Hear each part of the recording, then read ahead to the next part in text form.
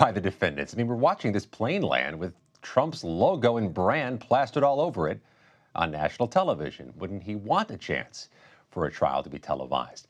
In Fulton County, the protocol, the rules are you can have cameras in the courtroom. In the federal system, you can never have cameras in the courtroom. It's always been the distinctive feature of this Fulton County prosecution and why it stood out from the rest. As he touches down, a reminder, this is, by the way, John, the world's busiest airport, Hartsfield-Jackson, but all the security protocols that go into place take the crowds away. Likely some security precautions at the airport, but you better believe there will be near and outside the jail, just like there was inside each of the courthouses in which the former president has appeared. I've been in each one, John. They close off the courthouse to other businesses. They close off city blocks. They shut down hallways. There is a distinctive, unique path the former president gets to walk. But once he faces the bail bondsman, once he faces the judge, he becomes very similar to other criminal defendants. You've covered a lot of trials. What do you think you already touched on this, and obviously the former president and his relationship with reality television. If it's televised, that would be the sort of extraordinary reality television. But how, in the trials you've covered, how does having them televised change the nature of those trials? The people who advocate for cameras in the courtroom would say not at all, that it just gives America what they should be given, access to public proceedings. When COVID struck and they kept people out of courthouses in America, they often pumped out the audio on phone lines so that they were still open and accessible to the public the way the courts intend. The federal court has no muscle memory in this, and they don't seem to have a desire to form any. But in Fulton County, it's a question of how many cameras, how many angles. Do you see the defendant's face? Do you see the back of the defendant's head? There's so many variables there. And I can just tell you from having been in court, it's quite something to watch Donald Trump's face. I've seen him at 3 arraignments, head on. He's hunched over, shows little expression on his face, makes no use of the paper and pencil in front of him, and he speaks infrequently. If a camera's on him, it might change the experiment in the lab. Scott McFarland in Washington. Thank you, Scott. CBS News Homeland Security and Justice reporter Nicole Skanga joins us now from outside the jail. Nicole, what can you tell us about the law enforcement presence at the moment?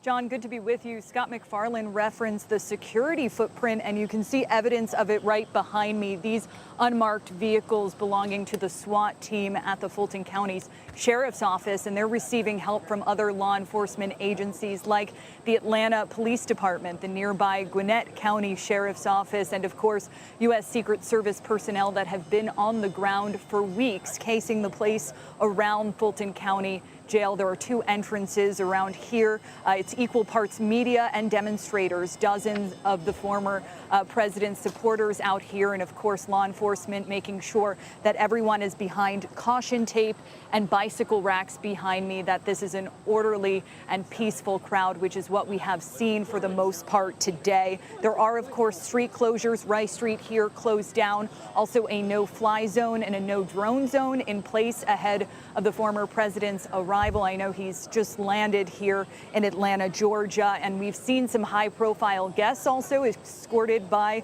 law enforcement here. Congresswoman Marjorie Taylor Greene coming out to show her support to the former president moments ago. We've also seen law enforcement, because this is an operational jail, escorting inmates who have their release date today out and off into the highway. Again, this is a functioning prison, but a very unique experience and operation for this prison right now, John.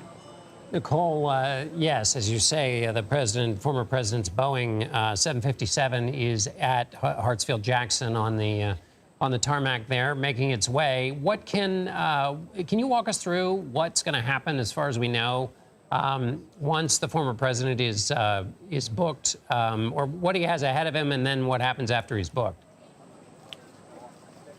Yeah, former President Donald Trump, he will come in motorcade as he usually travels, and he will enter through one of the entrances here at Fulton County Jail. There's another entrance that has a sally port or a secured garage that he could also make his entrance into.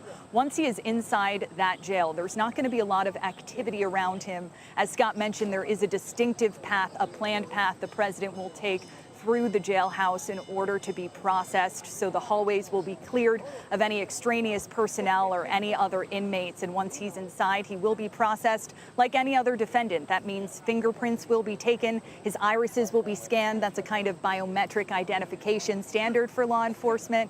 His height and weight will be measured, and he will get that mug shot that we anticipate we'll see later this evening. Once that processing is over, something that is distinct in this case, this is not processing, booking, and an arraignment. So we won't hear the former president enter a plea today of guilty or not guilty. He has, of course, repeatedly denied wrongdoing, forecasting that he will plead not guilty, but we don't expect to hear that in person until his arraignment, which will come in the coming weeks. And we do anticipate that arraignment will be a crowded one, a busy one, given the 19 co-defendants in this particular case. But once the former president is processed here, that'll take roughly an hour, maybe less. He is right on back to the airport. So it's a quick in and out, which, in the security world is important to U.S. Secret Service to make sure they limit his time here on the ground.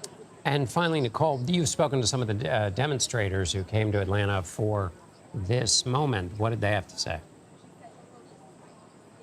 Yeah, it's shocked me, John, covering a lot of different Trump rallies back in 2020, speaking to supporters here, dozens that have shown up from Tennessee, Florida, Indiana, all of whom have said it would be great to see the former president, but what they really want to make sure is that there's a presence at all of the entrances to the jailhouse here so that he can see them. He wants the folks here want to make sure that the former president feels their presence, feels their support for him. I spoke to Mike Boatman earlier today. This is his 60th rally or event in support of Donald Trump. He's one of the front row Joes. A lot of folks here have made the trip not only to previous Trump rallies, but had made the trip down to the Miami indictment and arraignment in support of the former president. So just dozens of protesters here, not a giant outpouring as we've come to be used to at some of his rallies, but certainly a lot of ardent supporters, some of whom camped overnight for this moment. Nicole Skanga, outside of 901 Rice Street. Thank you, in Atlanta, Georgia. Thanks. CBS News reporter Graham Cates joins us now from outside the courthouse in Atlanta. Graham, the former president shook up his legal team on Thursday. What was that about? What do we know about his new representation? Hi, John. Yeah, up until this point, his legal team in Atlanta has been led by Drew Feinling, who is a well-known lawyer here. But today he was replaced by Steven Sadow. He's a very well-regarded, a well-established attorney here in Atlanta who has a long history with RICO cases. It's the latest sign that this is something they're taking very seriously. And already by the end of the day, Sadow had made his first filing in the case, and that was the one that Scott McFarland mentioned, where they had sought to sever the attorney, Kenneth Chesser, from the rest of the defendants because Kenneth Chesser had sought a speedy trial, which in Georgia means that it would start within 2 months. I believe that the date has been set for October 23rd in the Chesbro case, so which is fascinating because, of course, so far the Trump legal strategy and those attached to his fortunes in the other cases have been to delay, and I assume that's the prevailing view of how they'll approach this indictment as well. Yeah, that's been how they've approached every single one of their cases. Of course, in the January 6th case up in Washington, D.C., they asked for that trial to be in 2026. And there's no reason to think they won't ask for something similar here because this is a just as complicated case and with so many defendants. So this idea of trying to go by Georgia's speedy trial law and get it done, by Christmas, it doesn't seem to fit with their overall legal strategy. It may be impossible to do this, but I'll throw it to you anyway. Graham, how are all these cases going to mesh or bump into each other or conflict, leaving aside for the moment the calendar of the presidential campaign? Is there any immediate or obvious way in which they would conflict other than just the sheer tonnage of work associated with all of them? In some cases, it depends on the timeline. You know, if this case doesn't get to trial until a couple of years from now, we don't really have to worry about it bumping up against the closer trials. But we've already seen he's running for president, and his primary calendar is already dotted with trials and hearings. He has a civil trial and a second civil trial in his ongoing legal battle with the writer E. Jean Carroll, scheduled for January. His first criminal trial is scheduled for March 2023 in the Manhattan case, and in May in Florida he's scheduled to go to trial in the Mar-a-Lago documents case. And of course these dates might move around, but that's, you know, he's already beginning to, right in the heat of this primary campaign, he is already scheduled to appear at these trials, and it's not like he can miss days and go and do campaigning during those. When you're on trial as a criminal defendant, you have to be there every day. Trump's former chief of staff, Mark Meadows, is fighting to get his case moved to federal court. What do we know about the timeline of whether he'll find out whether he's successful or whether he gets shot down? Yeah, we're going to have to wait for that. You know, the main order that came down was, we're not going to delay you from having an arraignment here in Georgia. You have to go and get your mugshot, which he did today, and you have to kind of go through the initial process of being a defendant in Georgia, and then the federal court is going to take a look at that. In the Manhattan case, Donald Trump tried to move his charges there to federal court, and ultimately a federal judge said, this doesn't work for me. We think that the way that the prosecutor designed the charges there in New York, it belongs in state court. So now we just have to see if these judges in Northern District of Georgia have a similar assessment of what the district attorney, Fani Willis, put together. Here we saw the former president exit from his plane and get into a Suburban. Usually takes about 45 minutes to get down to where he's headed, so we'll see if he has intersection control and can do that faster. Last question, Graham. Nicole talked about some pro-Trump supporters who were there covering every possible entrance to show their support for him. Is there any anti-protesting going on at the courthouse? Yeah, I'll tell you what, I was in the same hotel as a guy named Dominic Santana, who describes himself as a Republican who's anti-Trump. But if that name sounds familiar to you, it's because he's the person who was arrested for stepping in front of Trump's motorcade as he left the court in Miami after being arraigned there. So he's back here in Fulton County. You know, he told me, though, he's not planning on stepping in front of the motorcade. He said that his family isn't interested in trying to figure out the bail situation again. It's a fascinating circus. Graham Cates, thank you so much for being with us. We're going to take a quick break. We've got a lot more coverage of Donald Trump as he gets ready to surrender to charges related to his alleged attempts to overturn the results of his 2020 election loss in Georgia. We'll be right back.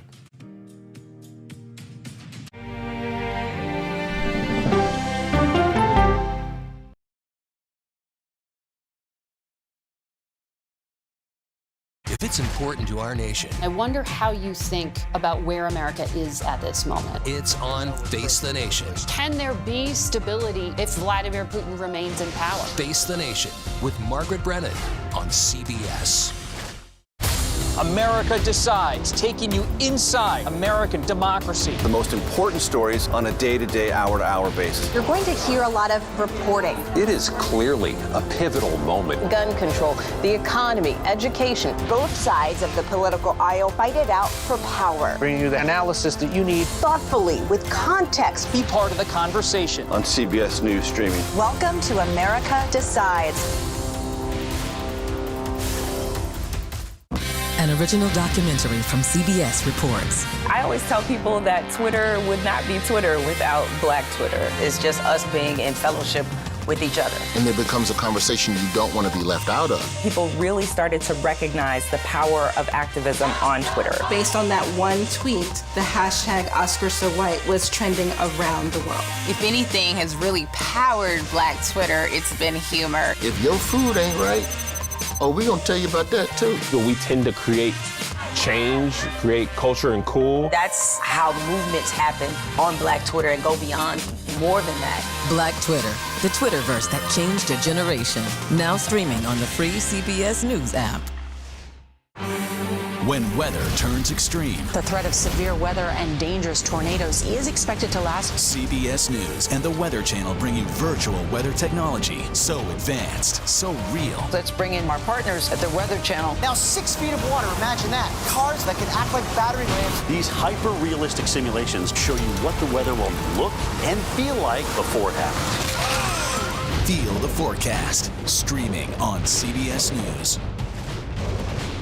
An original documentary from CBS reports. The carnage in our nation's schools has become painfully repetitive. Now one more child! School shootings have parents fighting mad. I promised my daughter I was going to fight. It's going to keep on happening. And teachers taking lessons in how to fight back. This is an exercise. We approach it as it's you or them. It shouldn't have to be your teacher's job to protect your life. But will the battle over gun control, People are afraid that they're going to lose their gun rights altogether, be the hardest lesson of all? The exercise, you're having to shoot at an adult. Are you prepared to have to kill one of your students? Guns in the Classroom, now streaming on the free CBS News app. She's the most successful alpine skier, male or female, ever, and a worldwide inspiration. We need a lot of women doing sports really, really well. The story of Michaela Schifrin's game-changing reign at the top of the slopes when we go person to person. We have been following the legal dynamics in this Georgia election interference case. And for more, let's bring in CBS News legal contributor and Loyola Law School professor Jessica Levinson. Jessica, it's good to be with you again. All right, let's step back a moment. Remind us again about the RICO statute and some of the particularities about it, because we're all going to be hearing a lot of claims and counterclaims about RICO, and some of them may or may not be actually true.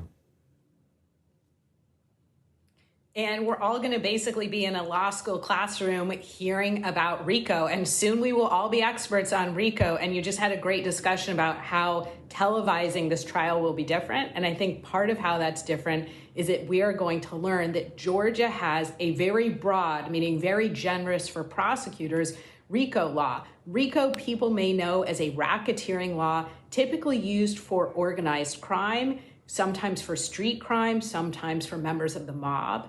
And essentially what the prosecution says when they bring a RICO charge is that there is a criminal enterprise, that there's a group of people and they agreed to engage in criminal conduct. That is the basis of any RICO claim. Georgia's is broad because it allows the prosecutors to bring in evidence and actions and defendants from other states. And we also know that this particular district attorney, Fani Willis, is somebody who is fond of using the RICO statute in somewhat unique circumstances. For instance, she brought cases against educators and administrators. That's not a typical use of the RICO statute. So what we're talking about here is basically kind of a conspiracy plus. Again, a group of people who say we're going to engage in illegal conduct. And the people who can be kind of ensnared in RICO do not have to be the original people who agree to that conduct. And it can be an attempt to help facilitate that illegal conduct. And situate us, if it's at all possible, situate RICO and the use of RICO on the continuum. We often hear a lot about prosecutors being either tough, tough on crime prosecutors, or these activist, liberal, more loosey-goosey prosecutors. I'm using some of the language of politics, but this matters. Put it on the continuum. Is the use of RICO something that was a part of a kind of a more liberal approach to law enforcement, or something that came out of an effort to crack down on crime? So I think on the continuum that you talked about, from the progressive prosecutor who maybe is trying to say to people, go into a drug diversion program, don't go to jail, to the very hardline prosecutor, this is a more aggressive step. And Fani Willis, I don't think that she has stepped out of her role, but deciding to bring RICO charges for a situation like this does put them into a new paradigm. And now, look, everything about this case is unique in the sense that we've never seen charges against a former president for essentially trying to undermine the election. And we've never situated those charges as if he is basically a member of a street crime where people gather and say, you know what we're going to do? Instead of we're going to rob these people, it's we're going to rob people of the right to an honest counting of their vote. And in a RICO case, the thing that I do as a participant in the conspiracy does not itself need to be illegal, right? So if I book a room in which to meet and talk about the conspiracy, booking a room is not illegal. But if I've done it for the purpose of the conspiracy, that's what puts me in trouble. Is that the way it works? That's exactly right. So that's why I use that word facilitate, because what we're looking at here is not just the people who are actually engaging in the illegal acts, but we're looking at people who are helping to facilitate. Sometimes we talk about aiding and abetting those acts. Now, you do have to take a specific and concrete step, and we'll learn more about this. It can't just be that you think, wow, it might be helpful if I book a hotel room, or it might be helpful if I give somebody a ride, for instance. But once you take specific and concrete steps to help that criminal enterprise, then you too can be liable under a RICO statute. Jessica, some of the defendants are trying to get the case moved to the federal system. Why would they want to do that, and how does that work? So they're trying to remove this to the federal system, I think, basically for two reasons. Well, maybe three reasons. One, I think delay. Two, they believe that they might get a better jury. If you look at the jury pool in Fulton County, if we're just looking at politics, that looks like not the greatest jury for the former president, kind of the opposite of the Florida case. And if you look at the district that this would probably be tried in, this case would probably be tried in federal court, seems to be, at least politically, a better jury for the former president. The other idea is that you have the prosecution kind of outside of their typical home turf, that you have them in a place that they're not used to practicing, and that you have them in a place where there are unfamiliar procedures that they're following. It's very different to try a case in federal court versus state court. But I think the big reason here, I have to say, is probably either delay and or dismissal. There is an argument by some of the defendants that they are, in fact, entirely immune from prosecution. And, of course, trying to basically pick your jury, which is not unique to this case. What do you make of Kenneth Chesser, who's one of the 19, has asked for a speedy trial, and apparently, and a judge has granted it to him. And now we have the lawyer representing former President Trump saying, no, we want to de-link from Kenneth Chesser, who was an Atlanta-based lawyer for President Trump, who allegedly was the kind of author of the, or one of the authors anyway, of the fake elector scheme. Why would somebody ask for a quick trial? Because, as you mentioned, delay has been the kind of theory, the approach in most of these indictments. And does that de-linking mean anything substantive? So I think we're a little bit looking at tea leaves here, but the de-linking is Kenneth Chesser de-linking from Trump. And so for Trump, I think it is helpful to delay. For other people, that might not be the case. It could also be the case, and we're hypothesizing here, that he may be indicating not just that he's amenable to a speedy trial and wants this trial to continue, but it could also be an overture to settlement negotiations, or to plea negotiations in this case. And it is possible that he thinks it is beneficial to him to be as distant from the former president as possible in time and space of these particular trials. Which is a fascinating, as you say, tea leaf reading, but fascinating as this plays out. Is there a different standard? Help us think through how this case is successful and what the standard is for that. And is there, by contrast, an easy way to pick apart a RICO case if you're trying to? So, I mean, I guess what I would say is it depends. I mean, everybody hates when lawyers say this, but it really depends in terms of picking apart a RICO case. It depends on the basis of the case. It depends on the players of the case. In this case, what we hear the former president say is interesting. He says things like, I did nothing wrong, or he tries to distance himself from people who we just talked about, the fake elector scheme. He tries to distance himself from that. He also does things like he speaks in code. One of the key reasons why this case even started, why the investigation even started, is that the former president called the Secretary of State, Brett Raffensperger, and said, find me 11,780 votes. So I think that the former president here will try and say, well, I thought that I was entitled to those votes. I wasn't part of, don't basically look over there to the bad guys, don't look over here.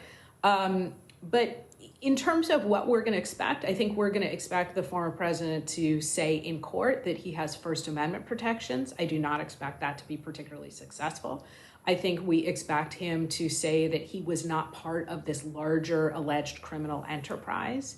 And I think we're going to hear a lot about him claiming that he had an honest belief that he, in fact, did win the election. For a lot of detailed reasons, I don't think that's a great defense either. Since I've got you on the line, Jessica, which is why I always enjoy talking to you, I'm going to depart for a moment from the obsession with what's going on in Fulton County and ask you about something that came up last night at the debate in Milwaukee. Former Arkansas Governor Asa Hutchinson brought up the 14th Amendment, basically when he was arguing why he's not supporting former President Trump if he were to get the nomination. And his argument is basically that it's a real possibility that the 14th Amendment might keep the former president from becoming president again, and that has nothing to do with votes cast, but has to do with the 14th Amendment. Can you help us understand what he's arguing about, I think, Section 3 of the 14th Amendment, and is it a real thing? It is a real thing. I love this topic. I teach constitutional law. It's really interesting. I have to tell you right off the bat, I may be in the minority here. I know there's been a lot of chatter about it recently. I don't think that the former president is actually going to be kept off the ballot. But what are we talking about here? We're talking about the 14th Amendment. We're talking about Section 3. And it says that essentially people who were part of the Confederacy in the Civil War, people who the language is either engaged in an insurrection or gave aid or comfort to those who did, should not be a federal office holder, that they would be disqualified. Now, after that, though, there's a bunch of questions. Do you need to be convicted of either engaging in insurrection or aiding or abetting those who do? And I think the answer is no. You don't need a conviction based on the language of the statute. But how do we prove that you actually either engaged in the insurrection or gave aid or comfort to those who did? Who makes that decision? So what are we going to see? We're going to see a push, and we're already seeing this, that people go to state election officials, local election officials, secretaries of state, and say, look at the 14th Amendment, look at Section 3, the former president should not be on the ballot. And those people are then going to have to make decisions. What are we also going to see? We're going to see suits in states where we're suing, and who has standing? Probably another candidate, probably somebody like Chris Christie, who would say, I'm harmed by having him on the ballot because he's disqualified. We're going to see suits by potentially people like Chris Christie. And then what happens? I think the moment there's a decision by someone who says the former president is disqualified, it goes up to, you guessed it, the U.S. Supreme Court, and they're going to be in the position of interpreting this post-Civil War, very arcane section of the Constitution to determine whether or not the former president should be able to be a candidate again for the presidency. And that will be a fascinating set of steps. If that happens, and kind of feels like in our world today, it's not out of the realm of possibilities. Jessica Levinson, thank you so much, as always, for being with us. Let's turn back to CBS News Homeland Security and Justice reporter Nicole Skanga, who joins us now from outside the jail. Nicole, Trump's motorcade is getting closer. What's the atmosphere in the few minutes since we last talked to you? Yeah, John, there are signs that the former president's motorcade is getting closer. His advance team a group of Secret Service agents that come in before the former president's motorcade arrived just moments ago through the entrance here, the Rice Street entrance of the Fulton County Jail. It was a smaller motorcade, but it is an indication that the former president is coming, as is law enforcement's helicopter overhead here. Secret Service doing last-minute sweeps along with law enforcement on the ground. We saw bomb dogs sniffing up and down this block where bicycle racks are lining the street, keeping all of the demonstrators and media out of the street's way for the possible arrival of former President Trump. I say possible because there are a few entrances that he could use to get into Fulton County Jail, and we do expect when he arrives that things will start to move rather quickly. His processing should take roughly 30 minutes or so, but very clear that the president is on his way. All right. We made quick time from the airport. We want to take you now to a CBS News special report in Washington. I'm John Dickerson. We'll see you on the other side. This is a CBS News special report. I'm Norah O'Donnell in the nation's capital. We are coming on the air with breaking news. As you can see, Donald Trump arriving right now at the Fulton County Jail to surrender on charges related to his attempts to overturn the results of the 2020 election loss in Georgia. Trump will be fingerprinted and a mugshot will be taken. We should note that so far, 11 of Trump's co-defendants have turned themselves in to be processed, including Rudy Giuliani, Mark Meadows, and John Eastman. The county sheriff's office said they are being treated just like anyone else that appears at this jail, although most people don't arrive in a multi-car motorcade like we're seeing there with Donald Trump. The former president was indicted 10 days ago on 13 felony counts, including conspiracy and racketeering, a charge that is often used to target members of the mob. Now, earlier this week, Trump's lawyers agreed to a $200,000 bond that prevents him from speaking with or making any direct or indirect threats to any co-defendants or witnesses in the case. We should note this is Trump's fourth criminal indictment in less than 5 months. Those are pictures from inside the motorcade there as he arrives at the jail. And CBS News correspondent Nicole Killian is outside the Fulton County Jail in Atlanta. So, Nicole, what happens once he's inside? Yeah, well, first, Nora, I just want to let you know that this entrance right behind me is where the former president entered just moments ago, and we expect this process of him being booked to take less than an hour. As you mentioned, he will have to go through the same process as any other criminal defendant, be fingerprinted, get his height and weight taken, and his mugshot, which is something that we haven't seen before in other cases. Now, in addition to the security presence that you're probably seeing around me, on the other side of the jail, you have a number of protesters and demonstrators who have gathered to express their support for the former president, including Georgia Congresswoman Marjorie Taylor Greene, who told reporters a short time ago she's in touch with the president, and she's very angry about what's happening right now. And that really is the sentiment that we heard from a lot of the demonstrators, some of them telling me that they feel this entire experience is demeaning for the former president, that they believe that he didn't do anything wrong, but at the same time, they feel that his surrender today could embolden him politically. But as you mentioned, this really is a surreal moment, I would say, in U.S. political history. I have covered this president on the campaign trail, at the White House, and now turning himself in tonight at the Fulton County Jail. Nicole Killian, thank you. And as Nicole points out, former President Donald Trump already holds the ignominious distinction of being the first former president ever to face criminal charges. Tonight, even though this is the fourth indictment, we will have a mugshot for the first time. I want to bring in Robert Costa. And Robert, I understand you have some new reporting. We learned just before this appearance, Donald Trump shaking up his legal team. Good to be with you, Nora. This is a bracing moment for American democracy to see a former president arrive at jail in Georgia in a battleground state, all while being the Republican frontrunner. Just a day after a debate he skipped. I just got back from Milwaukee, Wisconsin, and Trump is not only shaking up his campaign in terms of skipping the debate and trying to hold on to his position, but he's been shaking up his legal team. Drew Finley, who was his longtime lawyer in Georgia, worked on this agreement about how he was going to handle bond. He's now out. Trump has brought in a new lawyer, Stephen Sadow, a veteran criminal lawyer, to deal with the legal issues in Georgia. And this is complicated. This is RICO-style prosecution, as you said in your introduction. And that means it's a sprawling case, and we have the whole cast of characters from that post-election period in 2020. It's almost by the hour, a new mugshot seems to emerge, and later tonight, perhaps one of former President Trump.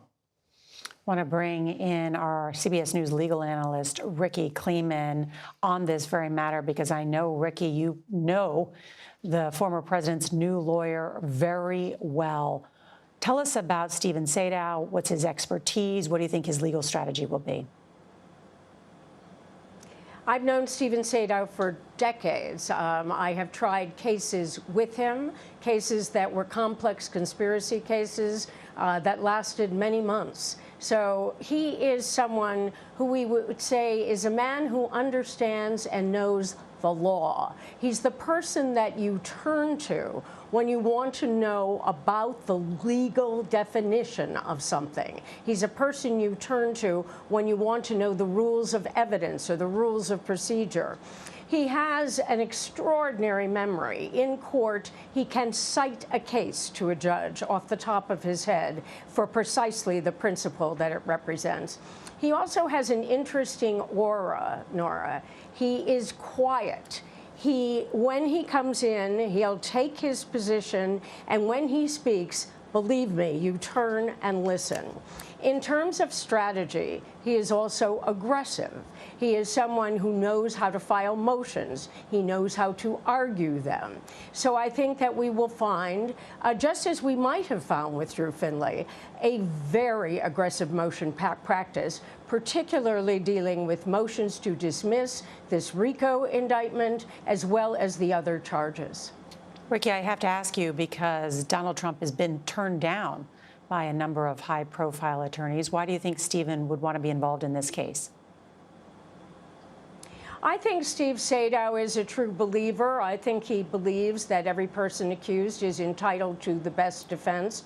I don't think that this is political for him in any way. In fact, I don't even know Steve's politics, but I would not guess that they are in favor of Donald Trump. But he is not someone who goes out and exposes his own personal views. He likes being a trial lawyer. He wanted to be a trial lawyer from the time he was a young man, even a boy, and he likes the idea of combat. And this is a perfect case to be able to go into the courtroom and show that his strategy, his tactics can rule. Ricky Kleeman, thank you. I want to bring in our chief Washington correspondent, Major Garrett. And, you know, you look at the consent bond order, $200,000, these 13 charges, multiple criminal conspiracy charges, filing false documents, false statements, and, of course, that violation of the RICO Act. So some very serious charges. At the same time, an incredible moment in American history. It is an incredible moment that is obvious, and we can't underscore it enough. This has been a summer of indictments for the United States of a former president, each of them historic in its own right. But if I could borrow or maybe paraphrase George Orwell from his 1947 novella, Animal Farm, some indictments are more equal than others. I think this one is more significant for the future of this constitutional republic. Why? Because what are the issues involved? And who is the aggrieved party? The aggrieved party is the state of Georgia. Under the Constitution, ratified in 1789, Article 1 and Article 2 specify states are in control of time, manner, and place of elections. And electors that elect presidents are defined in Article 2 of the Constitution. Everything about that process is a state interest. Georgia is the state that is bringing this case. Yes, through a county attorney, but it's the laws of Georgia and how it administers its election that is the violated party here. So this case is going to turn on states and their relationship to conducting their elections, and is there a federal presidential interest in interfering or trying to overturn what a state has done in terms of an election? Georgia is arguing forcefully, no, it's not. And the conduct of the former president violated that state's rights to conduct its election in its way under the Constitution. That's what's at stake. that's enormously large for not only Donald Trump, all the other implicated defendants, but the furtherance of this great political experiment known as the Constitutional Republic of the United States. You're looking now at live pictures of the Fulton County Jail. This is a notorious jail, or actually it's under Department of Justice investigation. 7 inmates have died this year there, so it is a tough place. And the former president inside now, being booked, being fingerprinted, likely a mugshot taken, and as was noted, he is going to have his height and weight recorded, being treated just like anyone else who goes inside that jail, and that is where he is now. Also want to bring in Scott McFarland, who is with us, who has covered all of these legal issues so closely. Walk us through some of these counts. There are 19 criminal defendants in one case. That's just striking fundamentally. And they're charged with racketeering, which is in itself a crime that has enormous breadth and scope. The image that's jumping out at me is the one we're not seeing, Nora. We don't see Donald Trump walking into the jail. The traveling press pool didn't capture that image. They were kept a distance away, just like when he entered the Washington, D.C. federal jail earlier this month.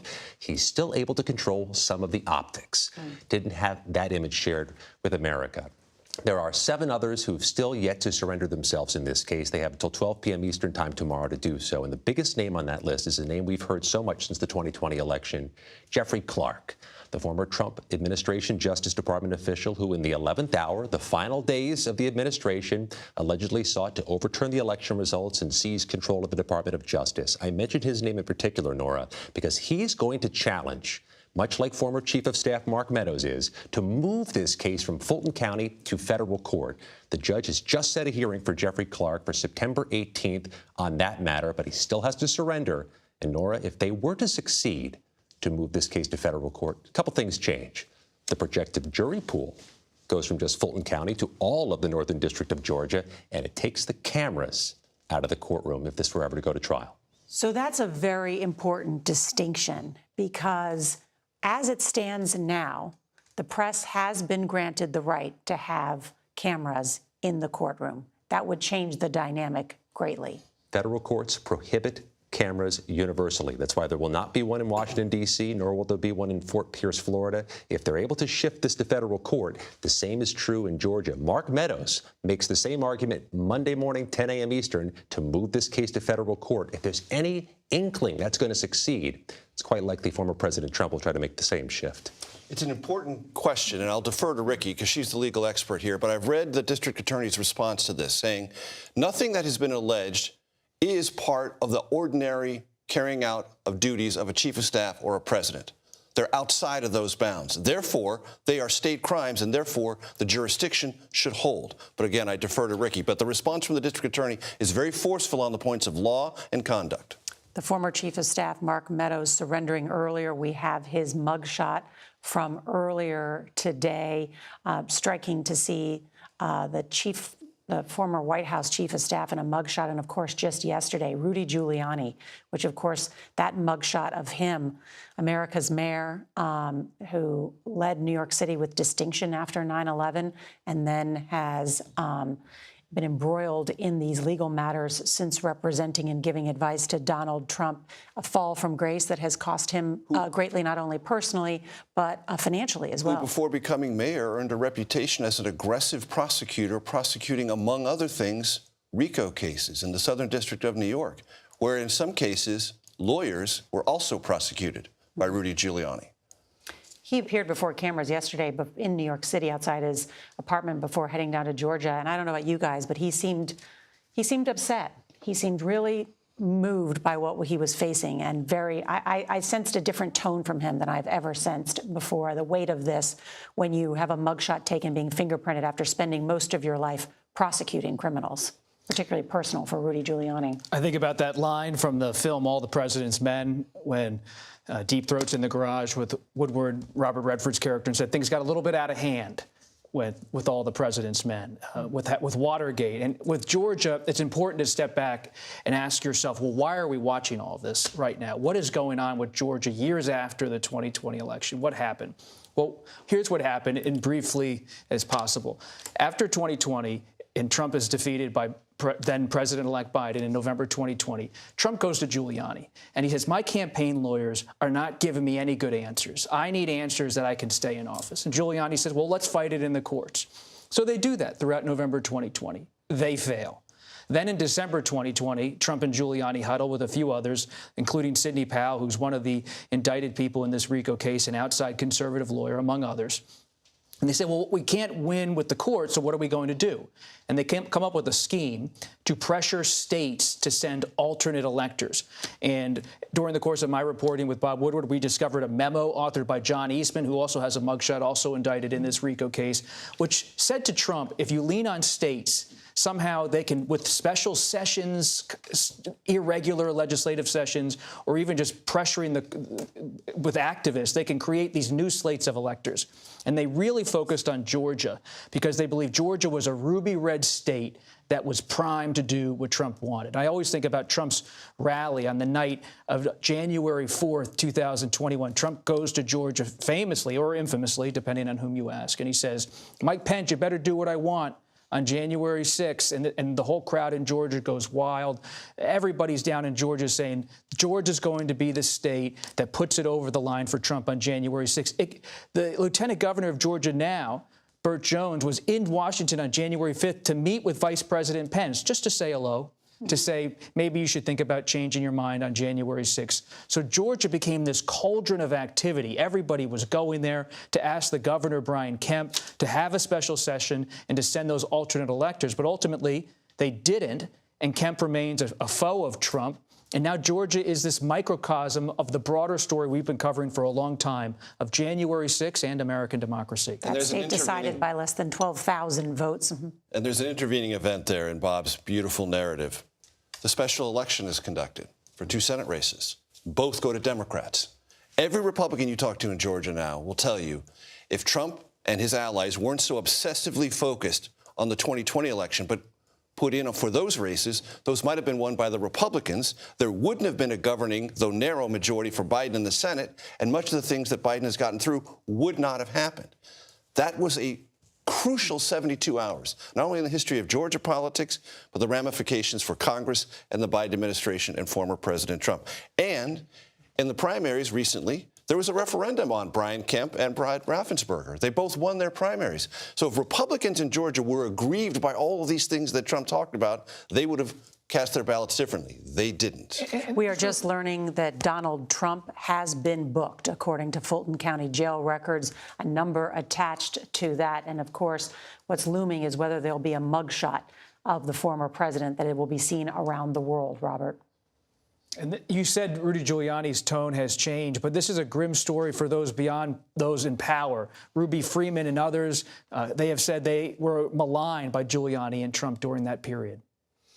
Well, our coverage will continue on CBS News, streaming your local news. And for some of you, we'll have a full wrap-up tonight on the CBS Evening News. This has been a CBS News special report. I'm Norah O'Donnell in Washington.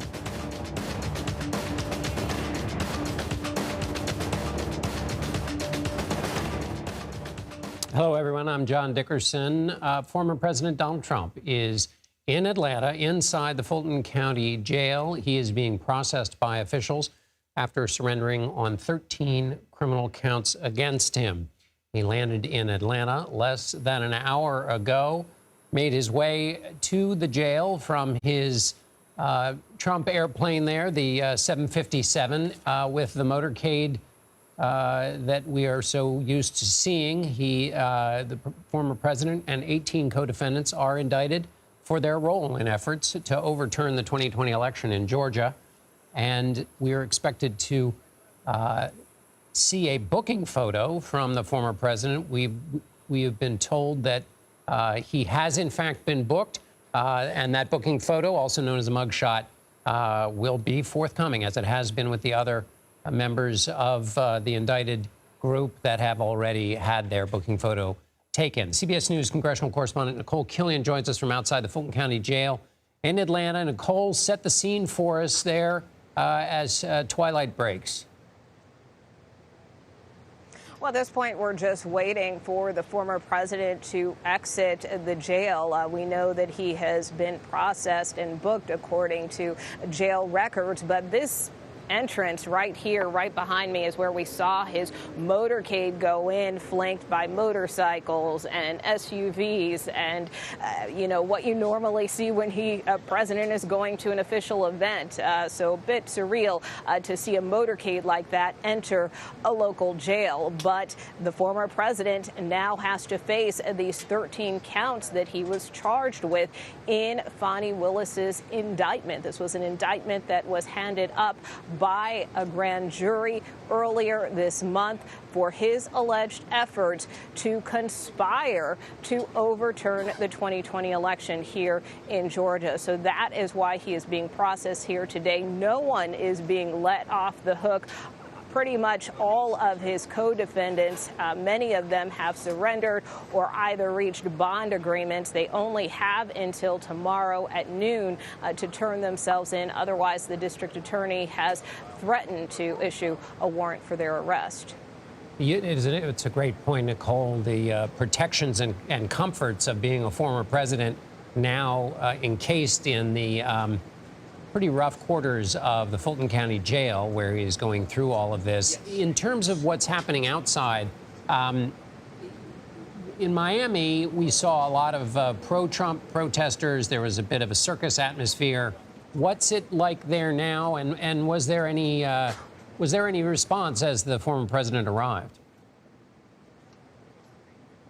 Well, we are in a secure perimeter in part, because the former president was brought in this way. So this street behind me has been closed to vehicle traffic, and pedestrian traffic has been very limited. So most of those demonstrators and protesters that you're referring to are at a different side of the jail. And I would say at any given point in time, maybe we saw a few dozen throughout the day just before the former president turned himself in.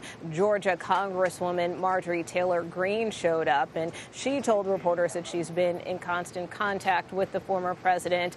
She blasted this investigation by District Attorney Fani Willis as a witch hunt, and said she's very angry about what's happening. And that really has been the sentiment that we have heard from a number of the former president's supporters who truly believe that he did not do anything wrong. Some of them telling me they still think the election was stolen, even though many of the former president's claims, if not all of them, have been debunked on numerous levels, not just here in the state of Georgia, but also on a federal level and in other states. So that being said, many of them still feel that this surrender today will embolden the former president politically, and that is why they're backing him and still see him as their candidate for 2024. Nicole Killian outside the Fulton County Jail in Atlanta. Thank you so much, Nicole. As we mentioned, there are a slew of unique legal aspects to Donald Trump's Georgia election interference case. And so we are lucky to have CBS News legal analyst Ricky Kleeman, who joins me now. Ricky, I want to step back for a minute and get your assessment of the strength of the case, the RICO case against the former president, before we wrestle with some of these more immediate details. I think there can be no doubt that this case is strong. It consists of 98 pages. You have a story that is told by 161 overt acts. And what those are paragraphs describing each action that each defendant took according to the prosecution. You also have specific crimes after that, which various defendants are charged with. There is no doubt that the case is mammoth. It's one of those cases, John, that if it does in fact go to trial with any number of defendants, let's call it 10 defendants, and 9 of them plead, or let's call it 19 defendants, that this is a trial that will take months, could even take a year. RICO cases are complex by their very nature, John, because the acts of one become attributable to the acts of all. Right.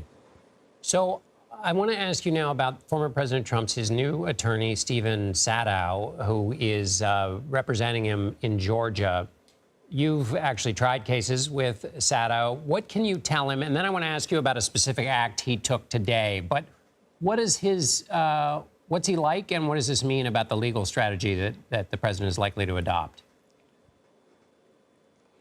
Well, I've tried cases with Steve Sadow for years. Years ago, we tried cases that were big conspiracy cases, multiple defendant cases that lasted months on end. When you get to know someone in that way, when a group of defense attorneys decides to rent a large house and be able to work together as many hours as you are possibly awake, you understand what people's expertise really is.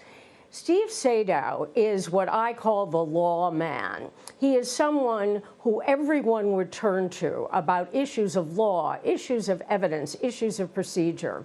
He's someone who has an extraordinary memory where a judge can ask him for a precedent, and without any paperwork in front of him, he can come forward with the law of the case from some case long ago. So in this particular indictment, one of the things that Steve Sadow is going to do is file a flurry of motions having to do with motions to dismiss. And he's not only going to want to dismiss the entire indictment outright, but he'll go count by count. And this is someone who carries himself in a way, John, where when he speaks, you listen. He is someone who has an aura of authority.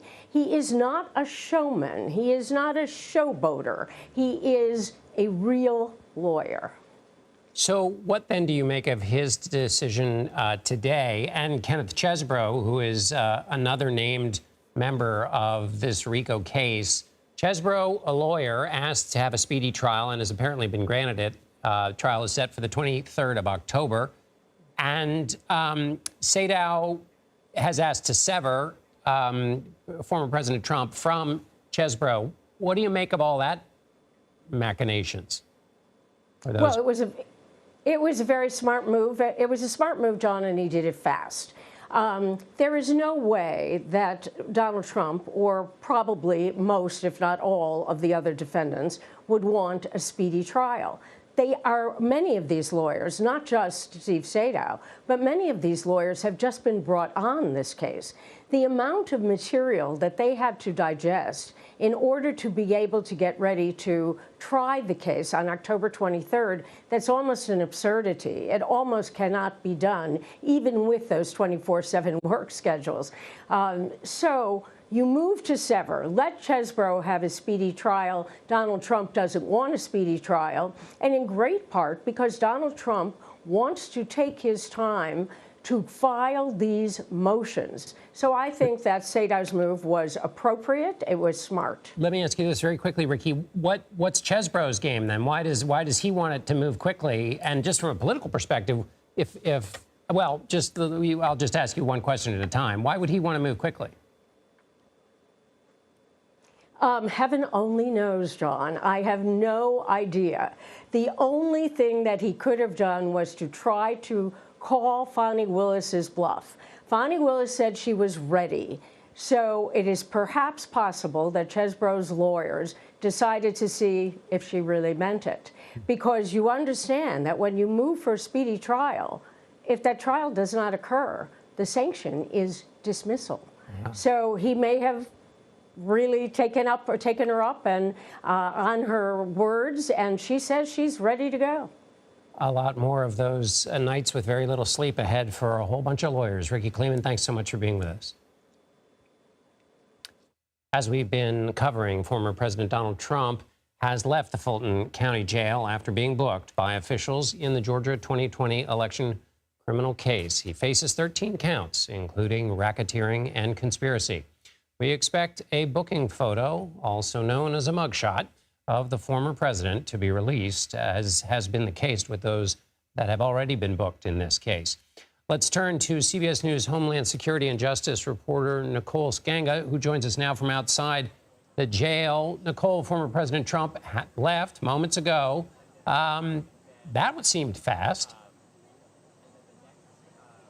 It was a quick processing, John, less than 30 minutes in and out, law enforcement expediting that process. Part of the reason why that process was expedited is he, of course, had the bond agreement worked out ahead of schedule. And so getting the president in, fingerprinting him, getting his height, his weight, all of that, and of course the mug shot, and then getting him out. He is now en route to Hartsfield-Jackson Airport here in Atlanta, where he will head back home. And you mentioned earlier, you know, the privileges and the comforts of the presidency in rougher quarters inside the Fulton County Jail, and they are rougher quarters. In fact, that jail now under investigation by the Department of Justice. That investigation opened up last month into the conditions at the jailhouse after reports of prisoner malnutrition, structural flaws with the building itself, and even bug infestations. 5 have died in custody in that jailhouse this year alone, John. But the president moving very quickly and would have seen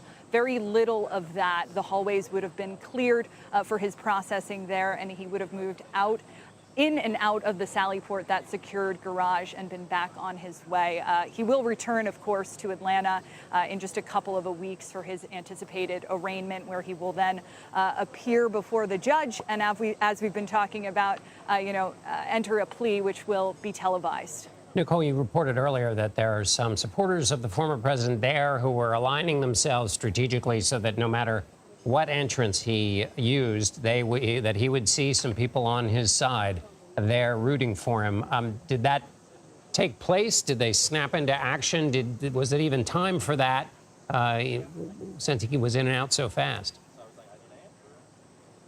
Well, John, I can tell you here on the Rice Street side of Fulton County Jail, this is not where the president entered, but as word spread that the former president was being booked, the sort of carnival atmosphere that we had witnessed throughout the day with chanting and different signs being donned here by supporters sombered a bit as the stark reality of the former president going through the criminal justice process really sunk in. It quieted here. It had been a bit more rambunctious of an atmosphere, and as the supporters learned of former President Donald Trump's presence here, it started to sort of die down, some of that energy that we had seen earlier in the day. That being said, there were supporters at both entrances just positioning themselves to get a glimpse of the former president. And as you mentioned, as many supporters told me, we're hoping that he would get a glimpse of them so that he understood their support and their support of him moving forward in 2024.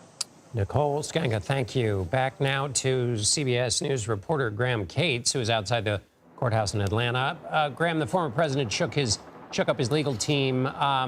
And what do you know? What have you heard? Ricky Kleeman told us about Steve Sadow. What else are we hearing about this new approach and this new representation? Sure. Well, Ricky knows from personal experience what turns out is a really tremendous reputation here in Atlanta for Steven Sadow. He's known and very well respected in the city for handling a lot of really big cases, a lot of racketeering cases, and a lot of kind of complex litigation. And so his hiring is a sign that they're trying to get the best that they can to represent Trump in this moving forward. You know, not just someone who's going to go on TV and make the right talking points for him, but someone who's actually going to put forward the best case for him. Graham, is there any evidence so it looks like Kenneth Chesser has delinked from the president's case. Is there any evidence any of the other people who have been named in this indictment will be doing something similar? Or, according, as I understand it, the judge has decided that Kenneth Chesser's case can go forward, and then everybody else is still connected. Is the expectation that that will be the way it goes, or that some others might break off as well? Oh, you know, at this point, I don't think you could say how it's going to play out with the other 18. It's obviously within the realm of possibility, and I don't believe that they would have to make that decision, you know, anytime in the next couple of weeks. This is going to be a very long process to get from here to, if we're going to have more than a dozen people, let's say, at trial together. This is not going to be some process that plays out in the next couple of months and the next even like half year, right? We're talking about a long process to get from here to there. And so maybe they all end up linked. But we've already seen, in terms of how their legal fees are being paid for, there had been, prior to here, Trump and some of his other allies who've faced legal issues in the last year or so have had their fees paid for by a PAC called Save America that he founded, and that's ostensibly in support of his campaign. But we've already seen at least one of the defendants kind of, at least publicly, shy away from Save America. Jenna Ellis has a GoFundMe for her legal costs. And that doesn't mean she's breaking away from the PAC, but at the very least, she's pulling away from the purse strings that Trump could have over the other defendants. Fascinating second round of things to watch in this. Graham Cates, thanks so much. I want to bring in now CBS News congressional correspondent Scott McFarland in Washington. Scott, before we get back to the specifics of what's happening down in Fulton County, Jim Jordan, the chairman of the House Judiciary Committee, made a move today with respect to the Fulton County District Attorney.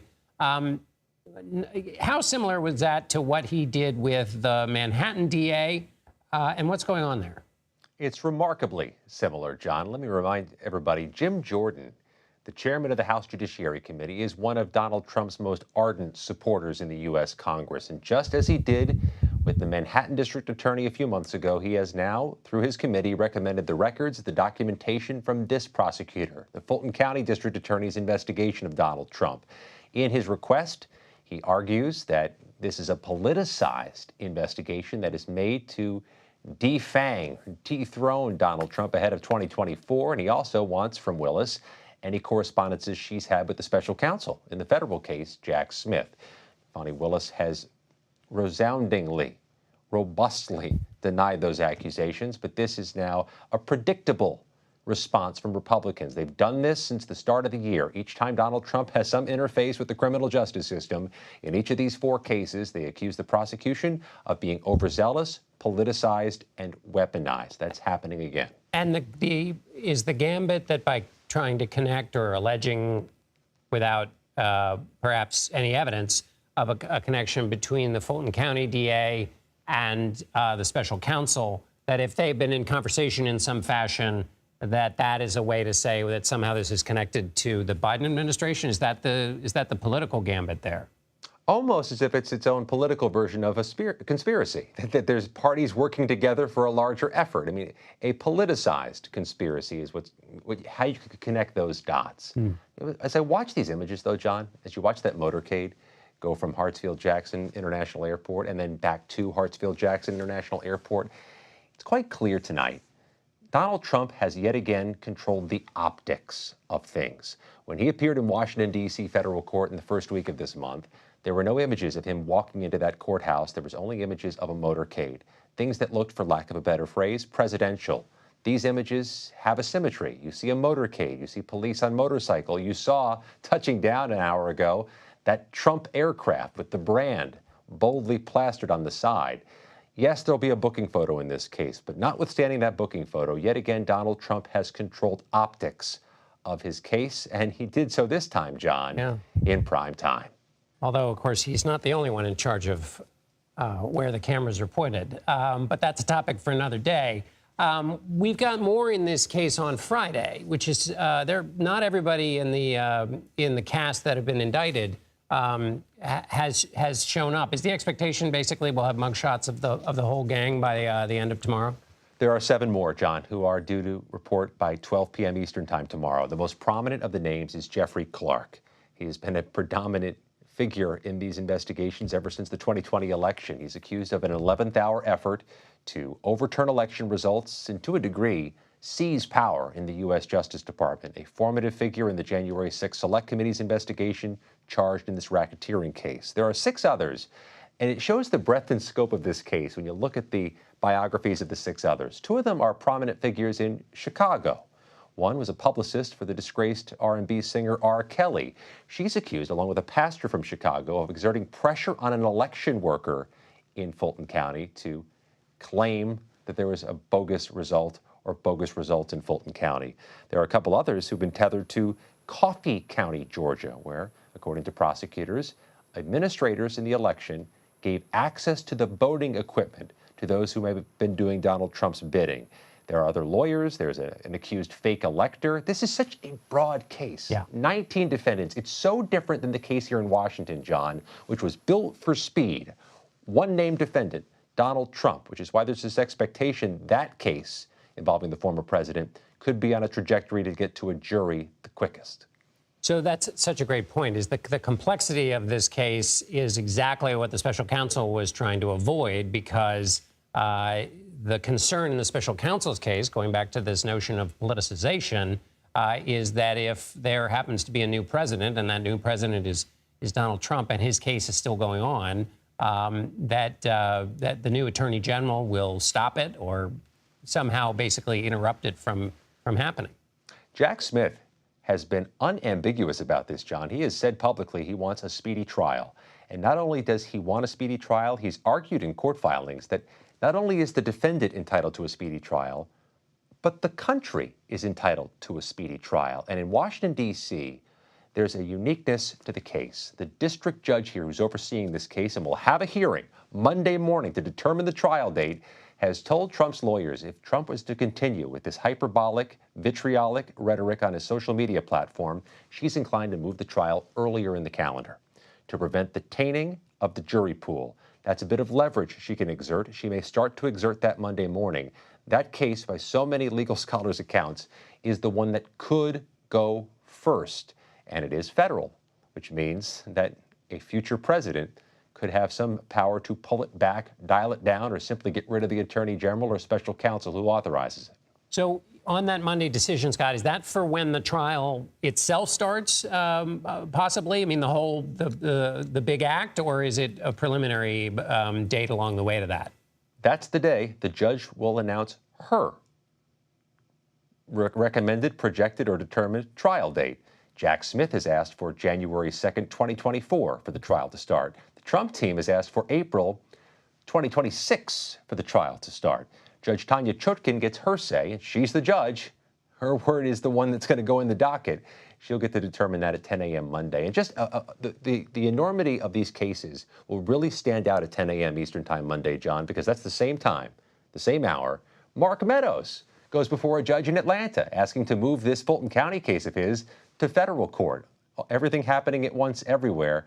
That's the new reality of a former president facing 4 simultaneous kinetic criminal cases. And meanwhile, there's also a presidential campaign that has its own set of moments. It might have been wise for the president to skip the debate Wednesday night, merely to just get some rest from what's going to be an extraordinary calendar. Is this the first time we see Judge Chutkan, Scott, in this process in Washington? She has had one of the preliminary hearings in her courtroom. That's courtroom 9, 4th floor of the Washington, D.C. courthouse. This is the first time she'll be having what I guess they would consider a pre-trial hearing or a trial date determination. You'll recall there was this obscure issue over a protective order, how the evidence is handed over to the defense from prosecutors and what type of gag orders are in place when the defendant receives the evidence. That matter was handled earlier this month in front of Judge Chutkan, but Judge Chutkan has not seen Donald Trump face to face. He was arraigned before a magistrate judge. She likely won't see him Monday, but she has already issued warnings to him through his defense lawyers that he needs to stop and consider changing the tone of his Truth Social posts if they reference this case. And in his Truth Social posts, is it stop talking about the case at all, or stop attacking the special prosecutor, or stop talking about other possible witnesses? Is there any specificity to her what she's likely to say? I ask because, of course, the former president is claiming he has a First Amendment defense here. There's been a lot of legal shooting holes in that theory, but nevertheless, he claims he's got a First Amendment defense against this case against him. And so you could imagine if she says you can't say this or that or the other thing, that he would wrap that into a kind of a larger narrative about being muzzled. It was both Judge Chutkan. Sorry, Scott, I've asked you a long question, and the former president is now apparently speaking. Really believe this is a very sad day for America. This should never happen. If you challenge an election, you should be able to challenge an election. I thought the election was a rigged election, a stolen election, and I should have every right to do that. As you know, you have many people that you've been watching over the years do the same thing, whether it's Hillary Clinton or Stacey Abrams or many others. When you have that great freedom to challenge, you have to be able to, otherwise you're going to have very dishonest elections. What has taken place here is a travesty of justice. We did nothing wrong. I did nothing wrong. And everybody knows it. I've never had such support. And that goes with the other ones, too. What they're doing is election interference. They're trying to interfere with an election. There's never been anything like it in our country before. This is their way of campaigning. And this is one instance, but you have 3 other instances. It's election interference. So I want to thank you for being here. We did nothing wrong at all, and we have every right, every single right, to challenge an election that we think is dishonest, that we think is very dishonest. So thank you all very much, and I'll see you very soon. Thank you very much. Trump elected, did you pardon yourself? So, Scott, we just heard from the former president saying he had every right to challenge the election. It's a great freedom of this country to challenge. It's not too dissimilar from what we were talking about before the former president spoke, which is that he's basically making a kind of First Amendment case. Of course, the distinction is that from the special counsel and the DA in Fulton County is that, yes, you can challenge an election, but you can't go outside of the boundaries of the law in which to do so when the legal efforts to challenge the election have been exhausted. Back to that First Amendment question, though, in terms of what the judge is saying and any reaction you have to the president's remarks. But what is she saying he can't say? It's both the district judge and the magistrate judge who arraigned Donald Trump have said he cannot say things to threaten, intimidate, or influence witnesses or parties to the case. And I'll explain what that means in a moment. But I got to tell you, watching him walk up those stairs and give that press statement with the roar of the engine behind him, it's just so symmetrical to those gaggles he did with the press at the White House, with Marine One's propellers roaring or the engine roaring of the plane behind him. The optics here are just jumping out at me as something that if he can control, he seems to be controlling to his advantage primetime TV across America. Now, what does it mean for him in terms of what he can post and not post? He has been specifically critical of the special prosecutor, the special counsel, Jack Smith, demonstratively so. He has criticized the judge herself, Judge Tanya Chutkan, saying she needs to recuse, that she is biased against him. He's criticized the District of Columbia, saying it's all boarded up and dirty. Judge Chutkan, by my reporting, is one of the champions of the District of Columbia, a big supporter of the city, its residents, and its civil servants.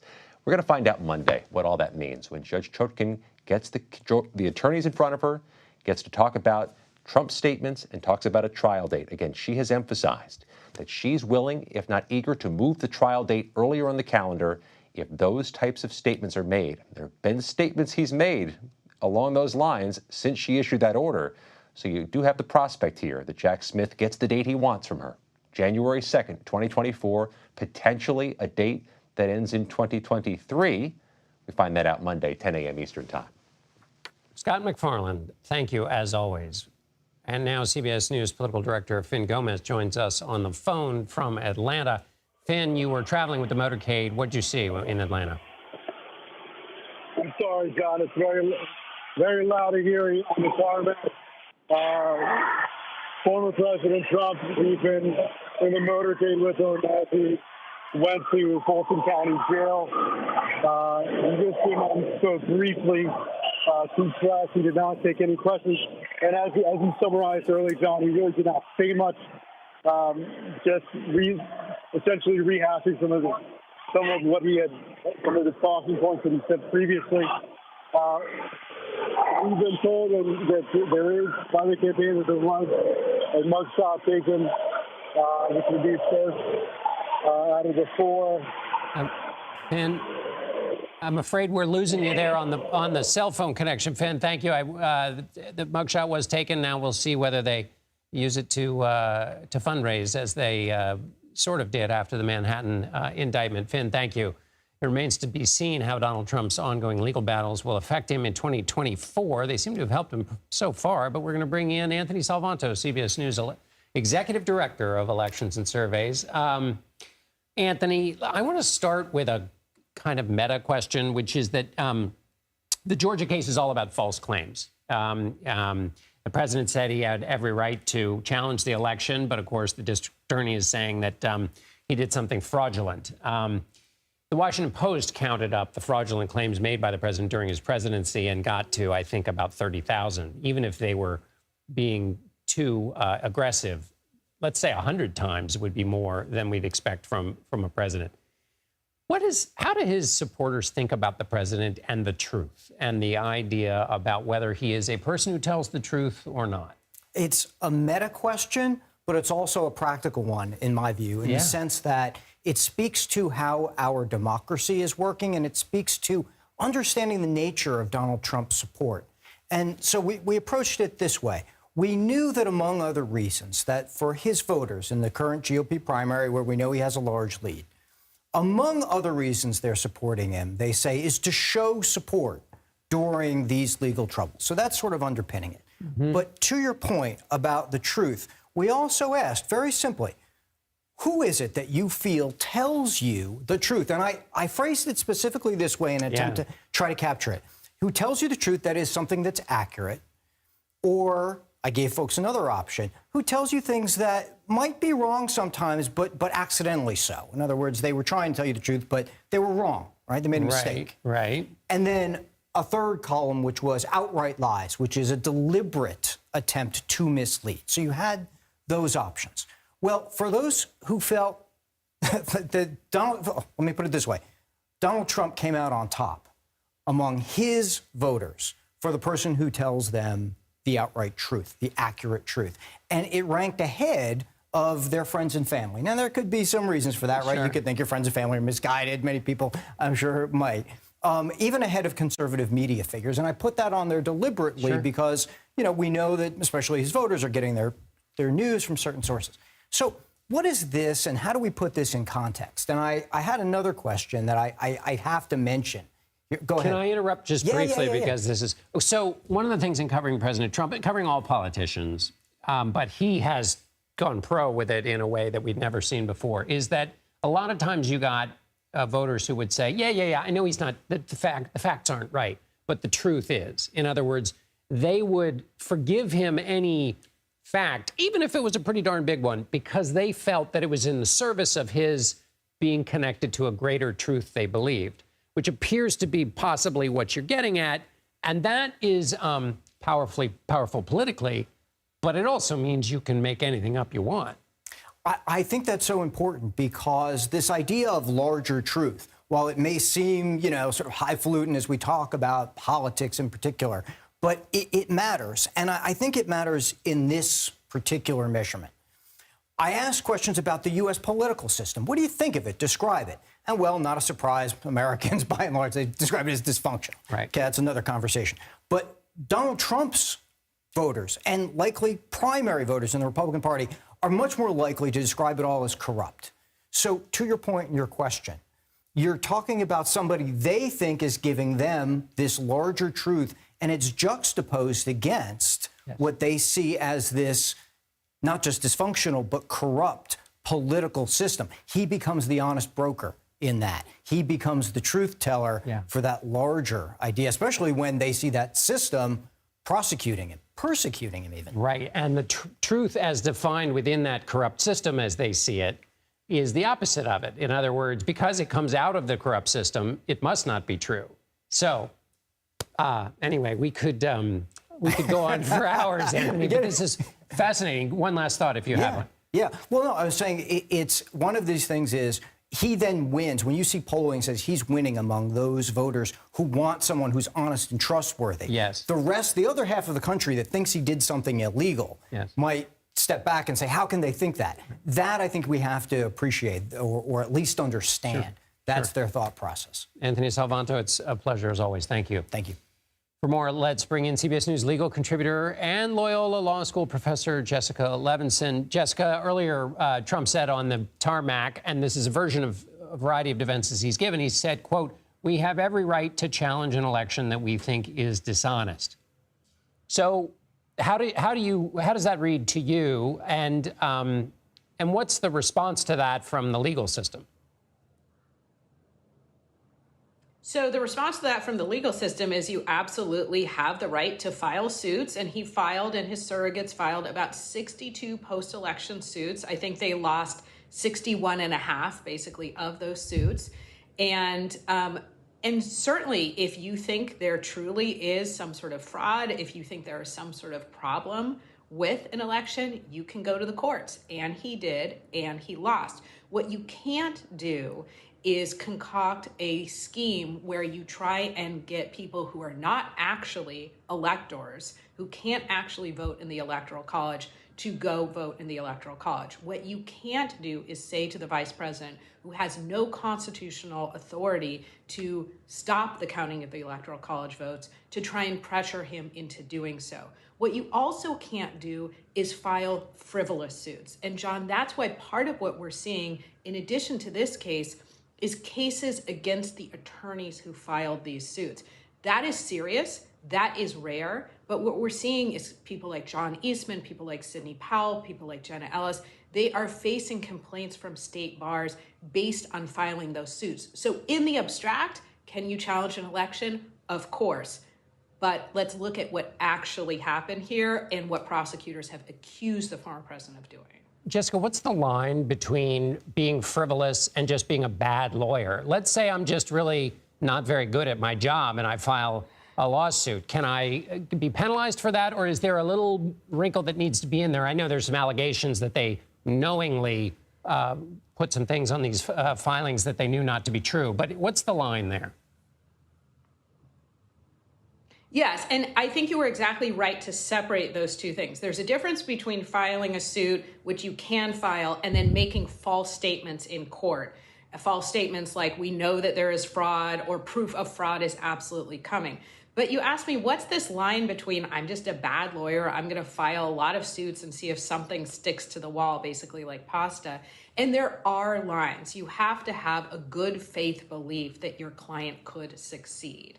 And you don't have to have proof beyond a reasonable doubt, but you have to think that if the allegations in the complaint are true and you believe them to be true, then your client can succeed. So we do have a standard for this. Jessica Levinson, thank you as always. We are going to take a quick break, and when we return, we'll have more coverage and analysis of Donald Trump's surrender in Georgia. You're streaming CBS News Primetime.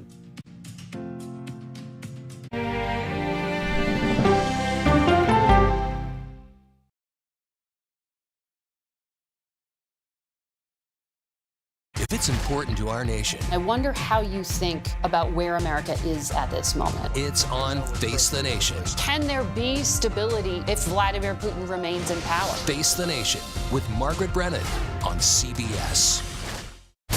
America Decides, taking you inside American democracy. The most important stories on a day-to-day, hour-to-hour basis. You're going to hear a lot of reporting. It is clearly a pivotal moment. Gun control, the economy, education. Both sides of the political aisle fight it out for power. Bringing you the analysis that you need. Thoughtfully, with context. Be part of the conversation. On CBS News streaming. Welcome to America Decides.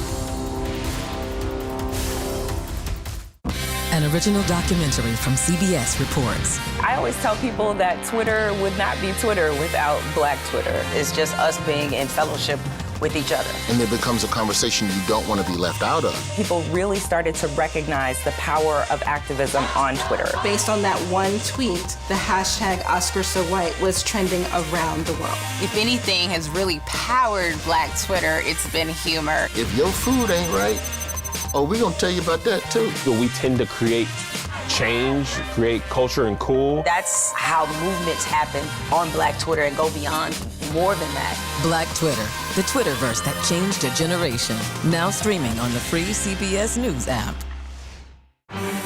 When weather turns extreme. The threat of severe weather and dangerous tornadoes is expected to last. CBS News and the Weather Channel bring you virtual weather technology. So advanced, so real. Let's bring in our partners at the Weather Channel. Now 6 feet of water, imagine that. Cars that can act like battery lamps. These hyper-realistic simulations show you what the weather will look and feel like before it happens. Feel the forecast. Streaming on CBS News.